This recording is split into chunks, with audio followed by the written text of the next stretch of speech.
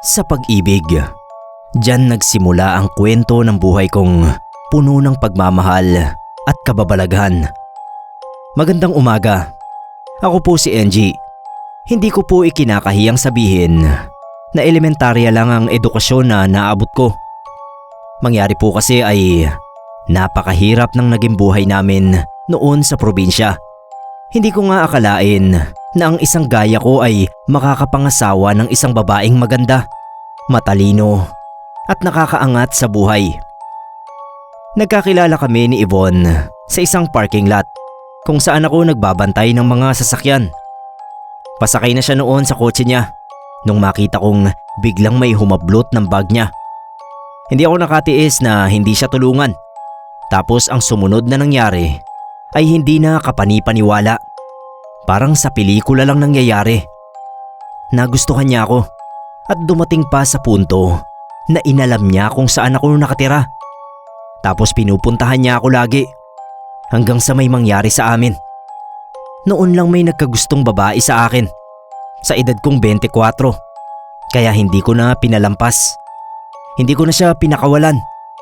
Pero dahil nga sa agwat ng estado namin sa buhay ay inasahan ko ng hindi ako matatanggap ng partido niya. Mahal ko po ang anak niyo. Handa ko po siyang pakasalan at panagutan ng magiging anak namin. Napamura ang biyenan kong lalaki. At ano naman ang ipapakain mo sa anak ko? Lupa? Damo? Huwag po kayong mag-alala. Maghahanap po ako ng maayos na trabaho.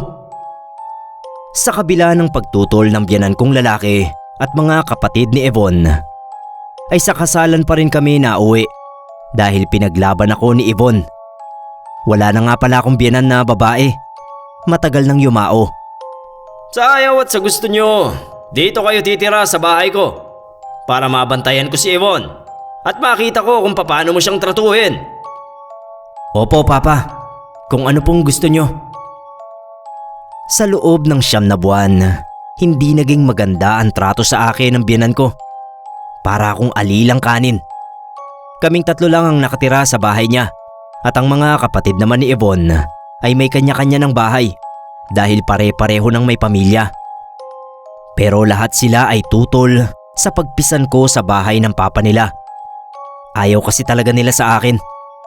Hanggang sa dumating na nga ang kabuwanan ni Yvonne at ang pinakamasakit na yugto ng buhay namin.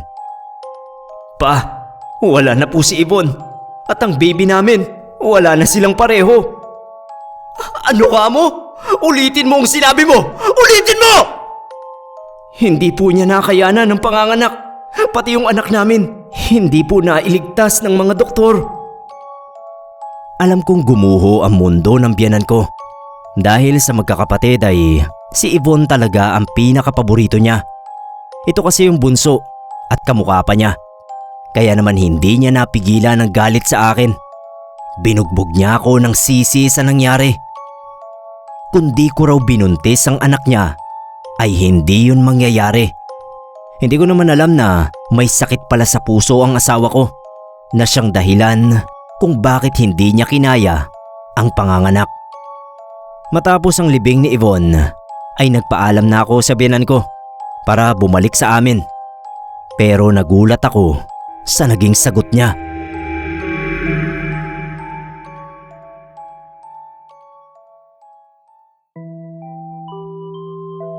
Pero pa, wala na po si Yvonne.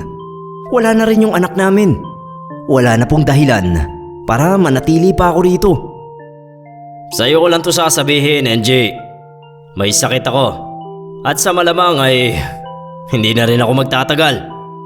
Kailangan kita rito sa bahay. Alam po ba ng mga anak nyo na may sakit kayo? Hindi na nila kailangang malaman. Wala namang pakialam sa akin ang mga yon. Itikom mo yung bibig mo, ha? Walang dapat makaalam nito. Opo, Papa. Wala po akong pagsasabihan. Hindi ko alam kung anong iisipin ko sa naging desisyon ni Papa na manatili ako roon. Pero alang-alang kay Yvonne ay pumayag ako. Ayokong masabi ng kaluluwa niya na iniwan ko yung papa niya sa panahong kailangan ako nito. Angie! Ang gamot ko! Sandali lang po, Papa. Kukunin ko lang sa lagayan mo. Dalian mo naman! Ito na po, Papa. Sandali lang.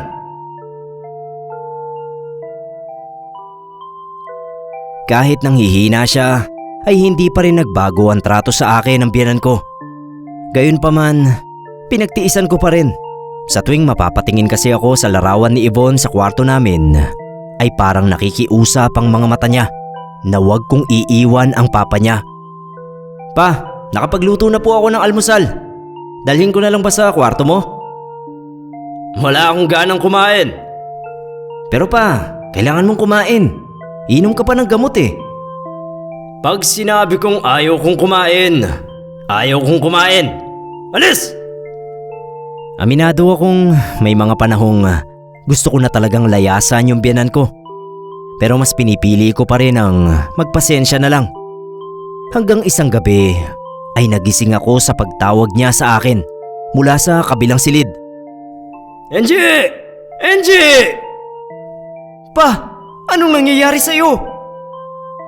Puro ungol na lang ang naisagot niya sa akin hanggang sa tuluyan niyang ipikit ang mga mata niya. Nakita ko pang napaihi siya sa salawal. Nataranta ako. Hindi ko alam kung anong gagawin ko. Pa, sandali lang po ah. Ano bang nangyayari? Sandali lang pa, tatawag lang ako ng tulong. Tinanggap ko lahat ng galit ng mga anak niya nung malaman nilang nakipagsabwatan ako sa pagtatago ng sakit nito. Sana raw ay naagapan pa at naipagamot kung sinabi ko lang agad sa kanila. Nung unang araw pa lang ng burol ni Papa Bernie, ay buo na ang desisyon ko na umalis na sa bahay niya. Inimpake ko na yung mga gamit ko. Pero nung palabas na ako ng pinto, natigilan ako. Papa, ikaw ba yan? Bigla akong nanigas sa takot. Hindi pa ako nakakita ng multo sa tanang buhay ko. Pero nung mga sandaling yun, ay nakita ko ang biyenan ko na nakatayo sa pintuan. Hindi man ganoon kalinaw, pero malinaw na rumihistro sa mga mata ko na siya yun. Kaya napaatras ako. Huwag kang lalapit pa. Takot po ako sa multo. Huwag kang lalapit. Hindi naman siya gumalaw at hindi rin galit ang anyo niya na nakatingin sa akin. Pero hindi ko mapigilan ang takot. Kaya nabitawan ko yung hawak kong bag at tumakbo ako pabalik sa kwarto. Nung mailibing na ang biyenan ko, ay inasahan ko nang paaalisin ako ng mga anak niya. Hindi ko lang matiis na hindi sabihin yung nangyari kung bakit hindi pa ako nakaalis agad. Paalis na dapat ako nung isang araw. Kaso nakita ko yung multo niya nandoon sa pintuan. Parang ayaw niya akong paalisin. Pinagtawanan ako ng 2 bayaw ko at isang hipag. Huwag daw akong mag-imbento para lang hindi ako mapaalis doon. Hindi ko alam kung paano ko pa ipagtatanggol ang sarili ko nung mga sandaling yon na pinagtatabuyan na talaga nila ako. Kahit daw asawa ko ni Yvonne, ay wala akong karapatan sa bahay dahil bahay yon ng mga magulang nila. Hindi na ako kumontra. Nung araw ding yun mismo ay umalis na ako. Bago ako umuwi sa probinsya namin, ay dumaan muna ako sa puntod ni Yvonne. Mahal, kailangan ko nang bumalik sa amin. Pero hindi ibig sabihin nakakalimutan na kita. Dadalawin pa rin kita rito tuwing magkakaroon ako ng pagkakataon. At syempre, pamasahe. Yvonne, wala na akong ibang mamahalin, kundi ikaw lang. Pero paalam muna. Matapos kong kausapin ang puntod ng asawa ko, ay bumaling naman ako sa puntod ng biyenan ko. Nakatabi lang niya. Pa, pasensya ka na. Hindi ko alam kung anong ibig sabihin ng pagpapakita mo sa akin. Alam mo namang hindi ako matalino. Hindi ko kuha yon. Pero sorry kung hindi na ako pwedeng manatili sa bahay mo. Hindi ko naman pwedeng pangunahan yung mga anak mo. Sana masaya ka dyan sa langit. Salamat po sa pagtanggap sa akin. Kahit na palaging mainit ang ulo mo sa akin. Aalis na po ako, Papa.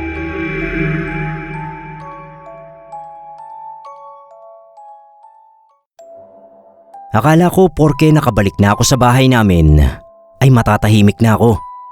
Pero unang gabi ko pa lang sa amin ay nangilabot na naman ako. Naisipan kong lumabas muna at magpahangin sa upuan sa harap ng bahay namin habang nagkakape. Nung makita ko ang malabong imahe ng biyenan ko na nakatayo sa gilid ng punong nasa harap mismo ng bakuran namin. Napatayo ako. Pinagmasdan ko pang mabuti. Kinusot-kusot ko yung mga mata ko. Pero ganun pa rin.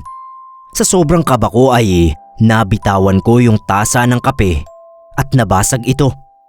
Dahil sa nilikha kong ingay ay tinawag ako ni tatay at tinanong kung ano yon. Wala po tay. Dumulas lang yung tasa ng kape sa kamay ko. Lumingon ako kay tatay at pagtingin ko ulit sa puno ay wala na roon ang multo ng biyenan ko. Nagmamadali ko ng dinaspa ng basag at pumasok na ako sa loob ng bahay. Hindi na ako nakatulog pa nung gabi. Bakit kaya hanggang dito sa probinsya ay sinusundan ako ng multo ni Papa? Ano kayang gusto niyang sabihin sa akin? Habang iniisip ko yon, ay may naalala akong pag-uusap namin ni Papa nung isang beses na naghahapunan kami. Angie, pag nawala ako, huwag mong pababayaan itong bahay. Dahil ikaw na lang ang maiiwan dito. Yung mga display lagi mong pupunasan. At yung banyo, huwag mong hahayaang marumi.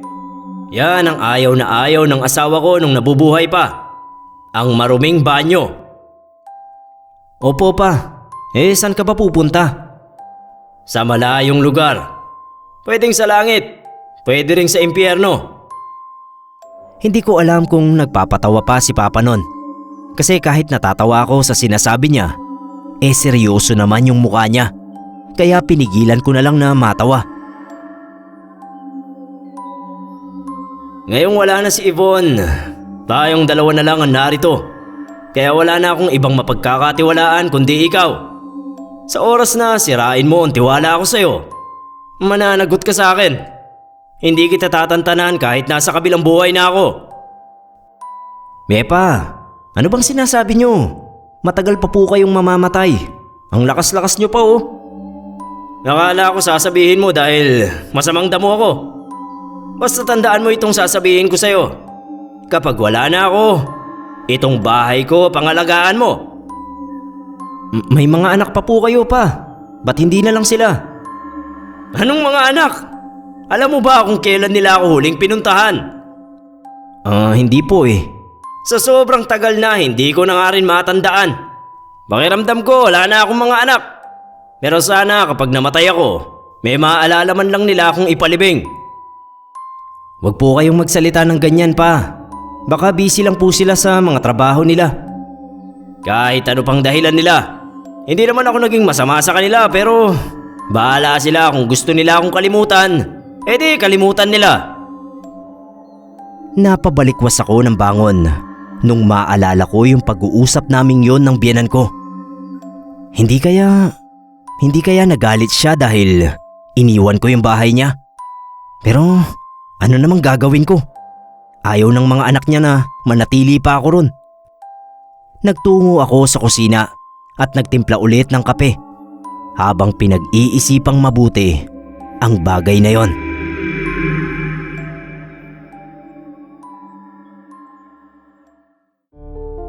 Bukod sa pagpapakita sa akin ng multo ng biyenan ko, ay pinasok na rin ito maging ang panaginip ko.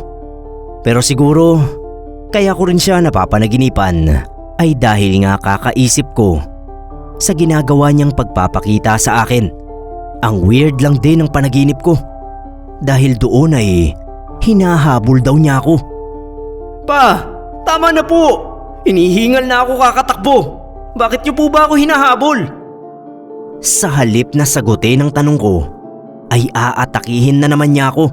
Kaya wala akong nagawa kundi ang tumakbo ulit. Hanggang sa matisod ako sa isang nakausling bato sa daan.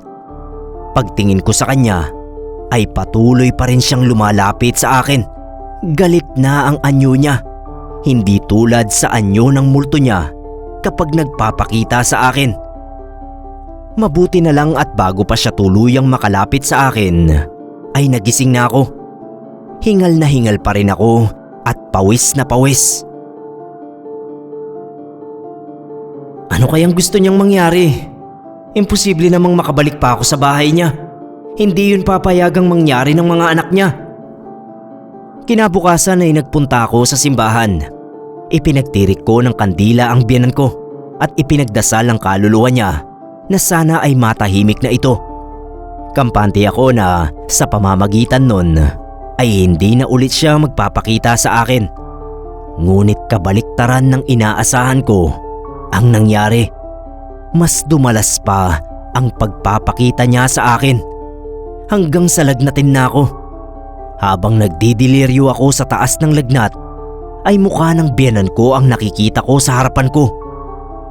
Napilitan akong ipagtapat sa tatay at nanay ko ang nangyayari sa akin.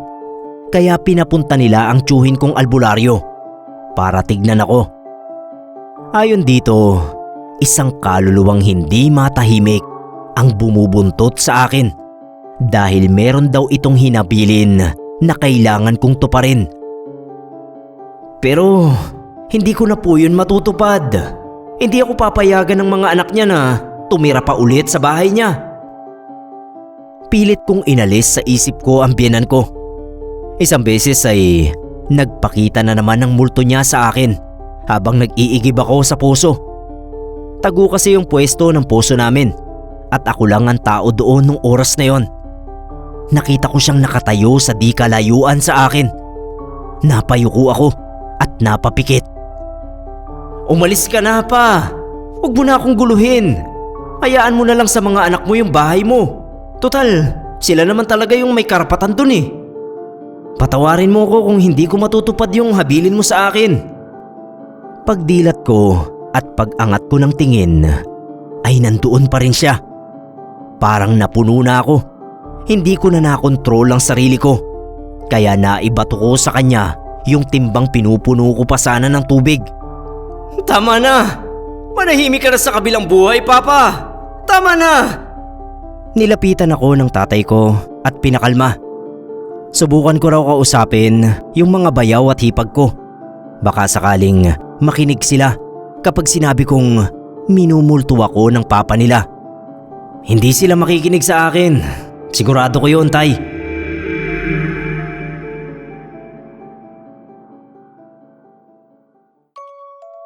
Nung sumunod na gabi ay ang asawa ko naman ang napanaginipan ko.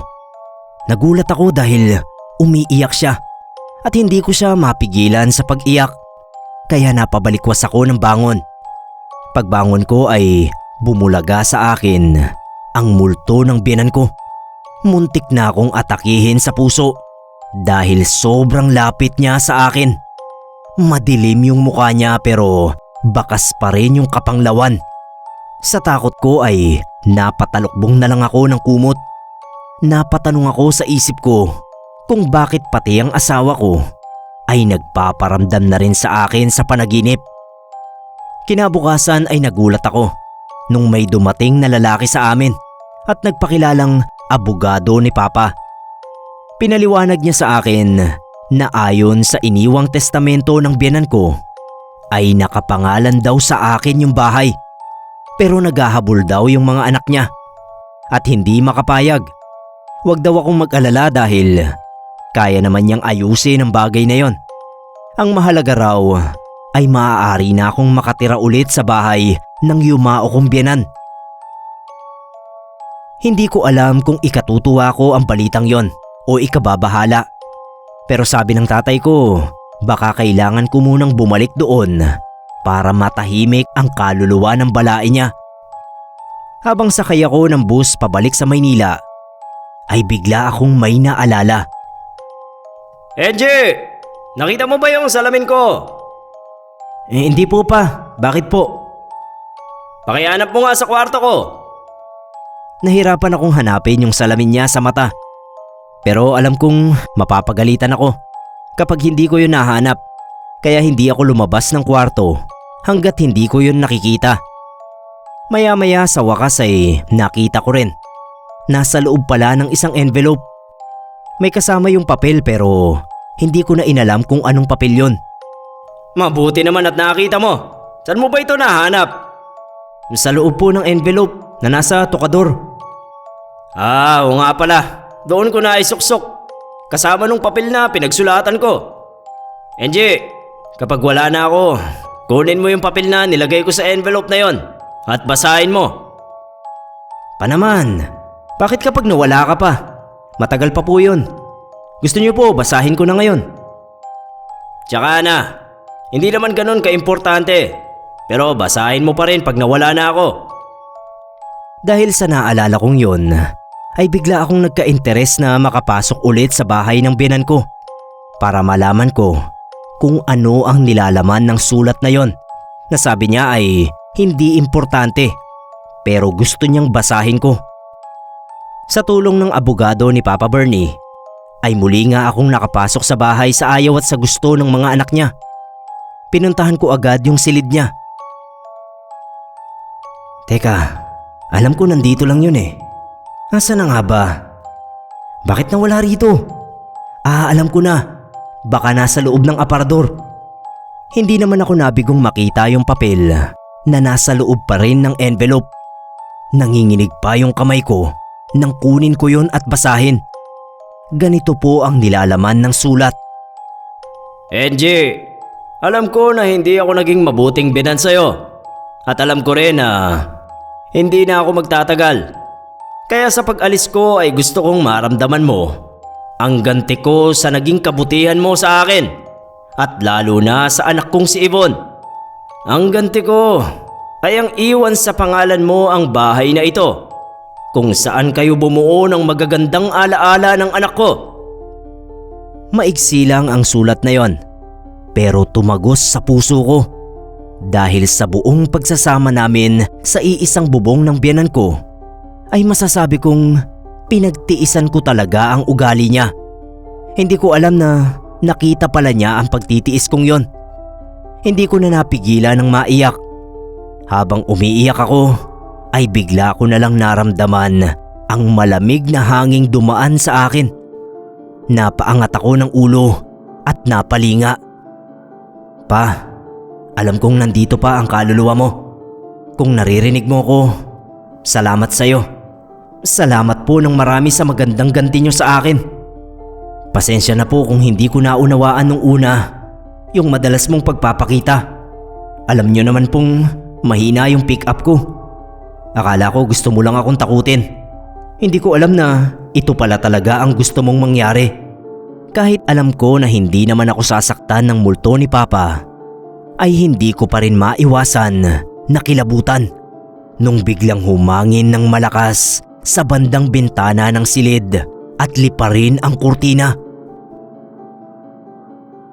Tulad ng inaasahan ko ay hindi nga ako pinatahimik ng mga bayaw at hipag ko. Nagulat ako nang isang araw ay dumating ang dalawang bayaw ko at pinagtulungan nila akong bugbugin. Alam kasi nilang mahina ako at hindi lalaban sa kanila. Buti na lang at inawat ng hipag ko na dumating din at pinaalala sa dalawang kapatid na pwede silang mademanda sa ginawa nila. Pero bago sila umalis ay pinaalala rin sa akin ng hipag ko na ipaglalaban nila kung ano ang dapat ay sa kanila.